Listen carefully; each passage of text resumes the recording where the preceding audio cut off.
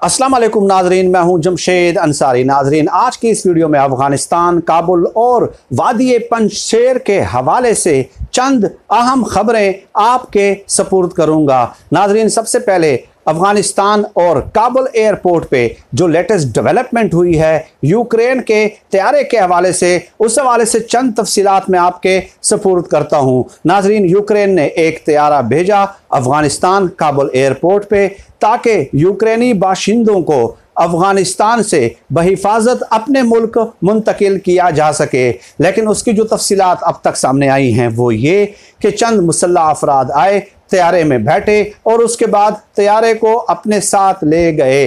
अब नाजरीन, तैयारा कहाँ पे है, इस हवाले से बताया जा रहा है कि हाईजैकर्स तैयारे को अगवा करके ईरान ले गए हैं। तो नाजरीन, तैयारे में कितने अफराद सवार थे, इस हवाले से तफसीलात अभी तक सामने नहीं आ सकी। अब नाजरीन, इस इशू को, इस खबर को, तैयारा हाई जैक को बुनियाद बना के मगरबी मीडिया ने तालिबान के खिलाफ ज़मीन और आसमान एक कर दिए हैं और प्रोपेगंडे का एक बाजार गर्म कर दिया है। गोया तालिबान की हुकूमत अभी कायम हुई ही नहीं, अभी तक उनकी वफाकी काबीना या काबीना समझ लें वो मुकम्मल भी नहीं हुई और उनके नाम फाइनल नहीं हुए। सिर्फ 4-5 नाम जो है वो आज के दिन फाइनल हो चुके हैं। उसकी तफसीलात किसी और वीडियो में मैं आप लोगों की खिदमत में शेयर कर दूंगा।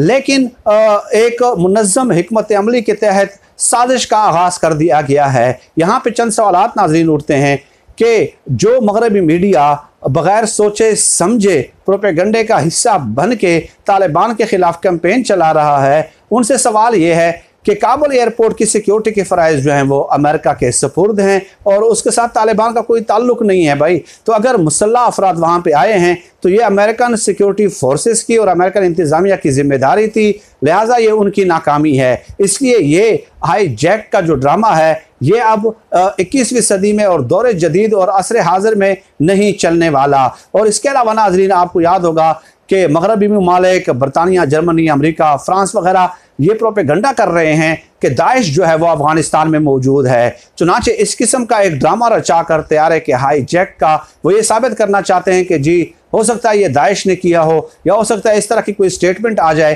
तो अगर दाइश ने किया है तो दैट मीन्स कि दाइश अफगानिस्तान में मौजूद है, और अगर दाइश अफगानिस्तान में मौजूद है तो इसका मतलब ये हुआ कि अफगानिस्तान जो है आलमी अमन के लिए ख़तरा है। यानी किसी ना किसी तरीके से वो साजिशें बुनकर, साजिशें तैयार करके शुरू ही दिन से तालिबान की हुकूमत को गैर मुस्तहकम करना चाहते हैं। वगरना जैसे कि मैंने बता दिया कि वहाँ के सिक्योरिटी के फ़राइज़ 31 अगस्त तक जो है वो अमेरिका के सपुर्द हैं।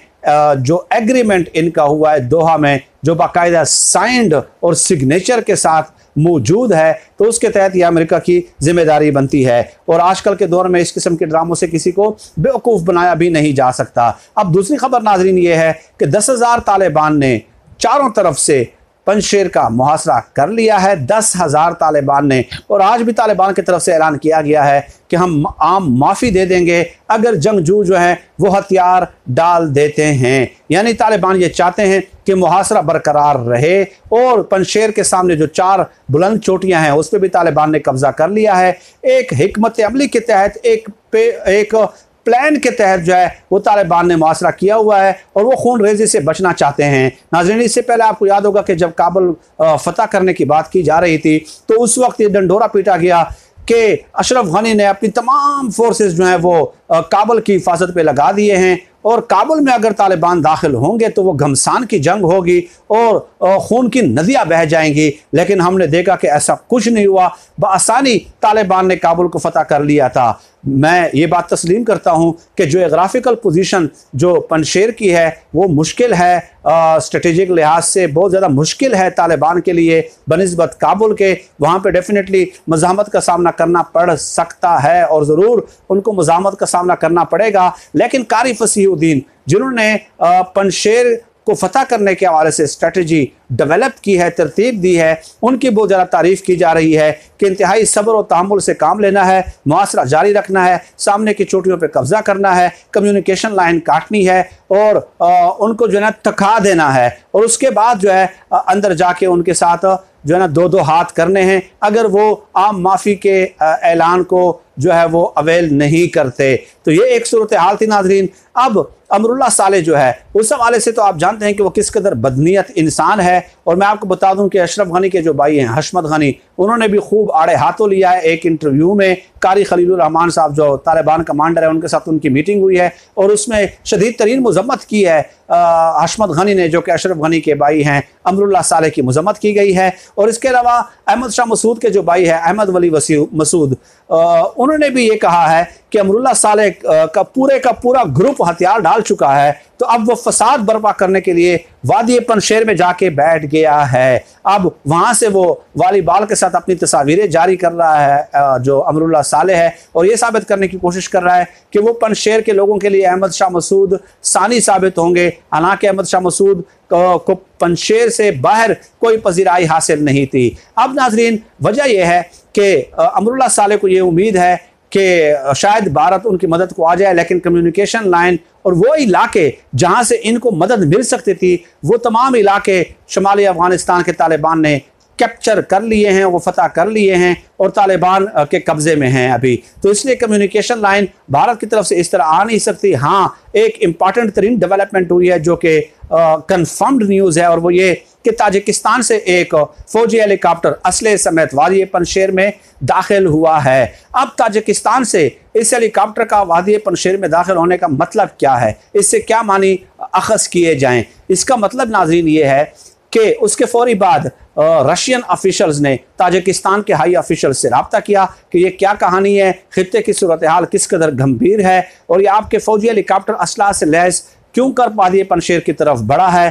तो उन्होंने बताया कि हमारा कोई हेलीकॉप्टर एज सच नहीं गया। तो असल कहानी नाजरीन ये है कि भारत का फौजी अड्डा है ताजिकिस्तान में और उन्होंने ही ये शरारत की है और उनका जो बांडा है वो रशिया ने फोड़ दिया है बीच चौराहे में। वो आश्कार हो गया कि ये भारतीय हेलीकॉप्टर था जो कि पंजशेर में अहमद मसूद और अमरुल्लाह साले जो उनका टाउट है, ठीक है, जो उनका बूट चाट है, उनकी मदद करने के लिए यह असला भेजा गया है। और ख़ुद भारतीय मीडिया ने, द रिपब्लिक टीवी ने, जो कि एस्टेब्लिशमेंट का परवरदा और हिमायत याफ्ता है, ये खबर ब्रेक की है। वहाँ पे उस पर तज्जिए और तबसरे चल रहे हैं। तो गोया अब रशिया ने यह फैसला कर लिया है कि यहाँ पे अमेरिका और अमेरिकन इत्तेहादियों को और अमेरिकन हुकूमत को बर्दाश्त नहीं किया जाएगा। और इसकी बहुत सारी पसे पर्दा बहुत सारी वजूहात होती हैं, इंटरनेशनल लेवल पे बहुत ज़्यादा वजूहात होती हैं, लेकिन बहरहाल रशिया, ईरान, चीन, पाकिस्तान अब ये तय है कि ये जो है ना अमेरिकन